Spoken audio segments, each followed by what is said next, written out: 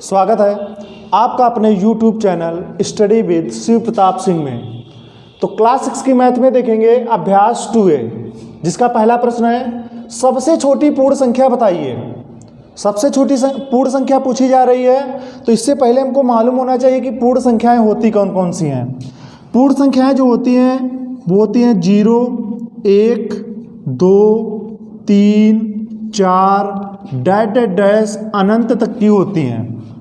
सबसे छोटी पूर्ण संख्या पूछी जा रही है, तो जैसे हमारी 0, 1, 2, 3, 4, इसके आगे तो ये सब धीरे धीरे बड़ी संख्या होती चली जाती है। तो सबसे छोटी जो संख्या होगी वो क्या होगी? पूर्ण संख्या वो होगी हमारी 0, क्योंकि 0 बाकी सब 0 से बड़ी 1, 1 से बड़ी यानी कि 1 से बड़ी 2, 2 से बड़ी 3, इस प्रकार से सब बड़ी संख्या होगी। 0 क्या होगी? सबसे छोटी। तो सबसे छोटी पूर्ण संख्या हो जाएगी 0 लिख देंगे या 0, या इस तरीके से इसको लिख देंगे 0,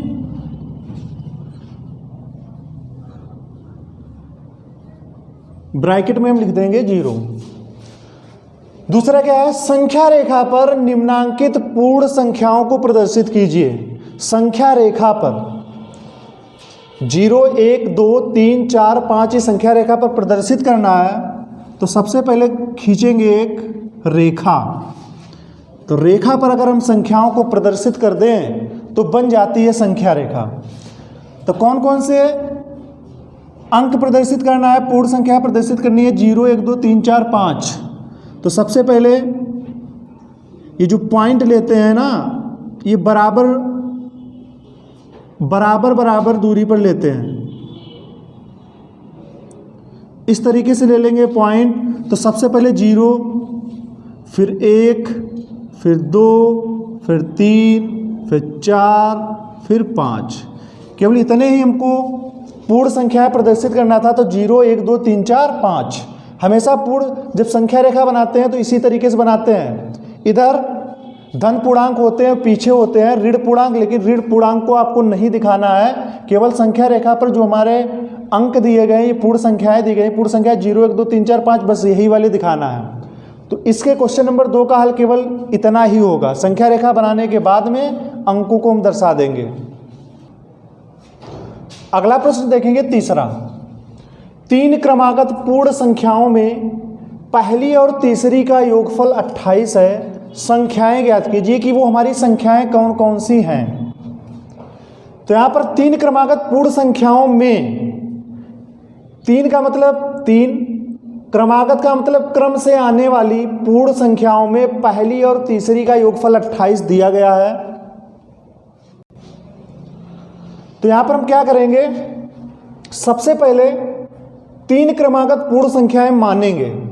क्रमागत पूर्ण संख्या देखिएगा, जैसे हमारे पास है, मान लेते हैं यहां पर कोई संख्या 5, 6 और 7, ये क्रमागत पूर्ण संख्याएं हैं। या 0, 1, 2, 1, 2, 3 इस तरीके से की क्रमागत संख्याएं हैं।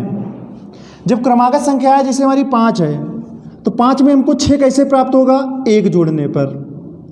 फिर 5 में क्या जोड़ें तो 7 प्राप्त होगा। तो क्रमशः हम क्या जोड़ेंगे? 2 जोड़ेंगे तो हमको क्या प्राप्त होगा? 7 प्राप्त होगा। यानी कि पहली वाली संख्या में जो भी हम मानेंगे उसमें 1 जोड़ते हैं तो अगली संख्या, और 2 और जोड़ देते हैं तो और अगली संख्या, यानी कि क्रमागत संख्याएं मालूम हो जाती हैं। तो यहां पर हम जो 3 मानेंगे ना, तो यहां पर देखिएगा, माना 3 क्रमागत,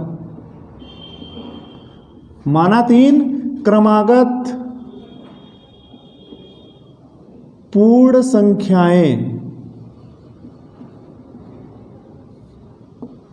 माना 3 क्रमागत पूर्ण संख्याएं। तो सबसे पहले जैसे हमने यहां पर 5 माना, तो यहां पर हम मानेंगे x, कामा अगली संख्या कैसे प्राप्त होगी? 1 जोड़ने पर। जैसे हमने 5 में 1 जोड़ा तो 6 प्राप्त हुआ था, तो उसी संख्या में यानी कि 6 में हम 1 जोड़ेंगे तो अगली संख्या प्राप्त होगी। इसके और आगे की संख्या निकालने के लिए तो 5 में हमने क्या जोड़ा था? 2 जोड़ा था। उसी प्रकार से हम x में यहाँ पर क्या जोड़ेंगे? 2 जोड़ देंगे। तो ये हमारी 3 संख्याएं क्रम से प्राप्त होंगी, यानी कि x + 1 x + 2 है। ये 3 क्रमागत पूर्ण संख्या हमने मान ली। अब प्रश्नानुसार यानी कि जो प्रश्न कहता है उसके हिसाब से हम बनाएंगे समीकरण। प्रश्न क्या कहता है? 3 क्रमागत पूर्ण संख्याओं में पहली का मतलब ये वाली हो गई, और तीसरी का मतलब x+2 हो गई। ये हमारी दूसरी संख्या का, इसमें कुछ करने को नहीं कह रहा है, यानी कि पहली और तीसरी का योगफल, यानी कि इन दोनों को जब जोड़ेंगे तो हमको क्या मिलेगा? बराबर 28 मिलेगा। तो ये बन जाएगी समीकरण। पहली कौन सी है? x प्लस, और क्या हो जाएगा? x+2।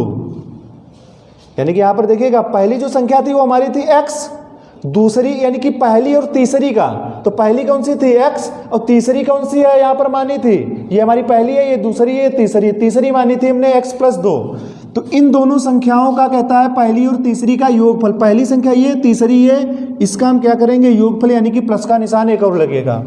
अब योग फल प्राप्त होता है 28, तो बराबर क्या हो जाएगा? 28। तो ये हमारी बन जाएगी समीकरण। तो यहां से हम निकालेंगे x का मान।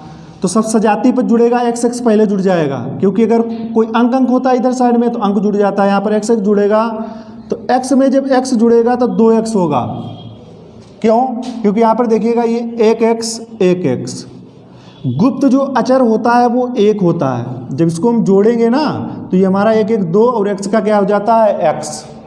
यहाँ पर जोड़ने और घटाने में जो हमारे चर पद होते हैं उनमें कोई परिवर्तन नहीं होता है, केवल अंक ही बदलते हैं। तो ये हो जाएगा हमारा 2x और प्लस क्या होगा? 2 बराबर क्या होगा? 28। अब अंक एक तरफ करेंगे, यानी कि जो भी अंक हैं संख्या एक तरफ करेंगे, तो जो x के ज़्यादा पास में होता है वो बाद में ले जाया जाता है।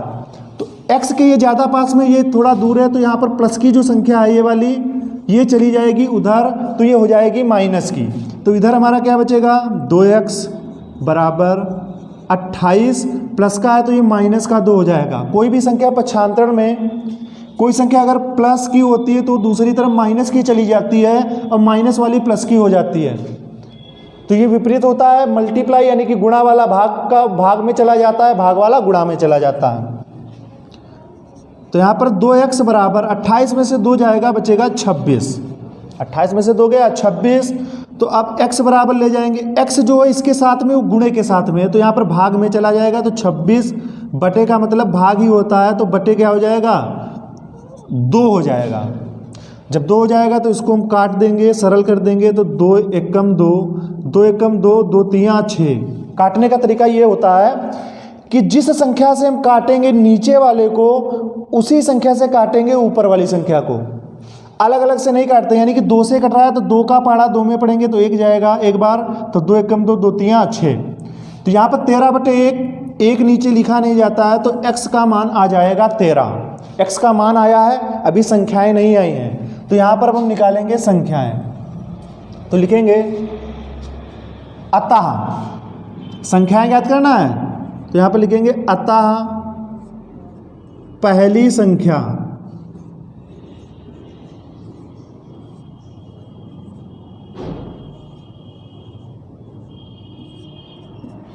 हमने जो पहली संख्या मानी थी वो क्या मानी थी? x। तो x का मान कितना आया है? 13। तो पहली संख्या हमको मालूम हो गई कि 13 है। x का मान है 13, तो पहली संख्या 13 हो गई। यहां पर लिखेंगे दूसरी संख्या।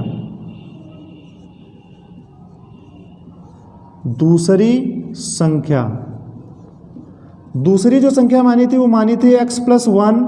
इसमें x का मान रखेंगे तो 13 और +1 बराबर क्या हो जाएगी? दूसरी संख्या मालूम हो गई 14। पहली संख्या 13, दूसरी संख्या 14। अब यहां पर निकालेंगे तीसरी संख्या।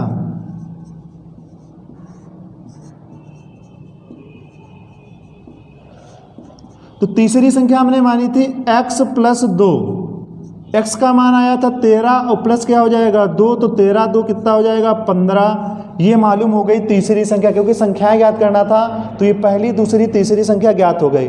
अगर उत्तर की जांच करना चाहें तो इन तीनों को, यानी कि 13 और 14 और 15 को जब जोड़ेंगे तो इनका योग कितना होगा?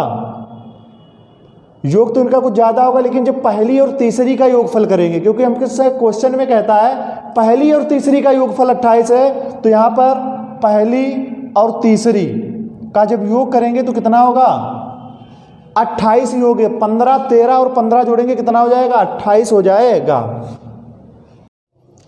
अगला प्रश्न देखेंगे तीसरा, हो गया है। अब देखेंगे चौथा, यदि 3 क्रमागत पूर्ण संख्याओं में मध्य की संख्या 39 हो तो तीनों संख्याएं ज्ञात कीजिए।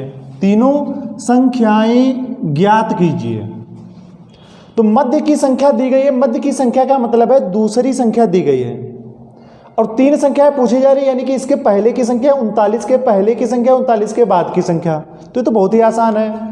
ये 39 तो इसके मध्य की संख्या दी गई, यानी कि पहली संख्या कौन सी हो जाएगी, इसके पहले की 38 और 39 के बाद क्या हो जाएगा, बाद वाली संख्या क्या हो जाएगी 40 हो जाएगी। तो यहाँ पर निकालेंगे कैसे, ये देखिएगा थोड़ा सा। मध्य की संख्या दी गई है तो यहाँ पर हम निकालेंगे पहली संख्या।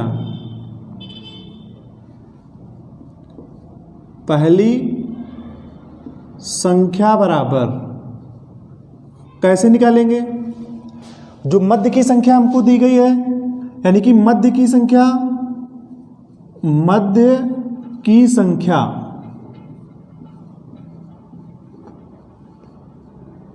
मध्य की संख्या में हम -1 कर देंगे तो हमें मालूम हो जाएगी पहली संख्या। तो मध्य की संख्या थी हमारी 39 और -1, तो पहली संख्या क्या मालूम हो जाएगी हमको 38। ये पहली संख्या मालूम हो गई। मध्य की संख्या का मतलब है दूसरी संख्या, तो दूसरी संख्या तुमको मालूम है 39 है। इसके बाद हम तीसरी संख्या निकालेंगे। तीसरी संख्या, तीसरी संख्या निकालने के लिए मध्य की संख्या हमको दी गई है, मध्य की संख्या दी गई है, उसमें हम कर देंगे +1, तो उसके आगे की संख्या मालूम हो जाएगी।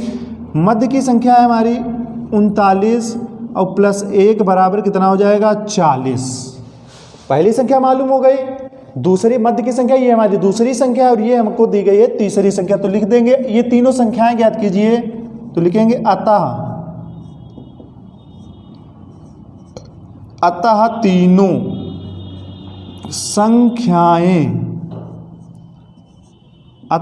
संख्याएं क्रमशः 38, 39 और 40 हैं। 38, 39 और 40 हैं। इसके बाद देखेंगे अगला क्वेश्चन। अगला प्रश्न है 5वां, प्राकृतिक संख्याओं के समूह में किस संख्या के सम्मिलित कर लेने पर वह पूर्ण संख्याओं का समूह बन जाता है। सबसे पहले देखिएगा प्राकृतिक संख्याएं कौन कौन सी होती हैं। प्राकृतिक संख्याएं जो होती हैं वो होती हैं 1, 2, 3, 4, 5 डैश अनंत तक की होती हैं। ये अनंत का साइन है, निशान है। ये होती है हमारी प्राकृतिक संख्या। और पूर्ण संख्याएं कौन कौन सी होती हैं। पूर्ण संख्याएं जो होती हैं 0, 1, 2, 3, 4, 5 ये भी डैश अनंत तक की होती हैं। तो प्राकृतिक संख्याओं के समूह में, ये प्राकृतिक संख्याओं का समूह है, किस संख्या के सम्मिलित कर लेने पर वह पूर्ण संख्याओं का समूह बन जाता है। तो इसमें प्राकृतिक संख्याओं में देखिएगा और पूर्ण संख्याओं में देखिएगा फर्क क्या है, केवल 0 का फर्क है। यानी कि प्राकृतिक संख्याओं में अगर हम 0 को शामिल कर दें, हमारी आगे वाली प्राकृतिक संख्याएं ही तो हैं। तो प्राकृतिक संख्याओं में प्राकृतिक संख्या ये होती है, तो प्राकृतिक संख्याओं में 0 को अगर हम शामिल कर दें तो ये पूर्ण संख्याएं बन जाती हैं। तो यहाँ पर प्राकृतिक संख्याओं के समूह में किस संख्या को सम्मिलित कर देने पर, तो हमारी संख्या होगी 0। क्या होगी 0। तो इसी के साथ आपकी अभ्यास 2A समाप्त हो जाती है। तो अगर ये वीडियो हमारा आपको अच्छा लगा हो तो हमारे चैनल को सब्सक्राइब कीजिए तथा लाइक, शेयर और कमेंट करना बिल्कुल ना भूलें।